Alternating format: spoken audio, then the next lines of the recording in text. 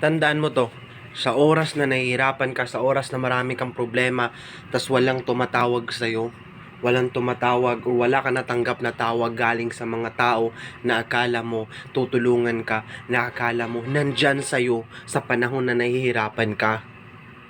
At pag dumating yung araw na naging successful ka na sa buhay, naging okay na yung buhay mo, tas may tumawag na sa'yo at tinawagan ka na at nakatanggap ka na ng tawag, wag na wag mong sasagutin. Period. Wag na wag mong sasagutin.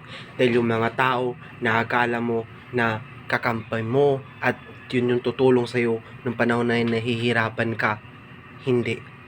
Dahil dadating lang sila at magpaparamdam lang sila sa'yo sa panahon na abandon ka na sa buhay mo, success ka na sa buhay mo. Kaya ang masasabi ko lang, ngayong nahihirapan tayo, walang tumatawag sa atin, walang nangungumusta sa atin.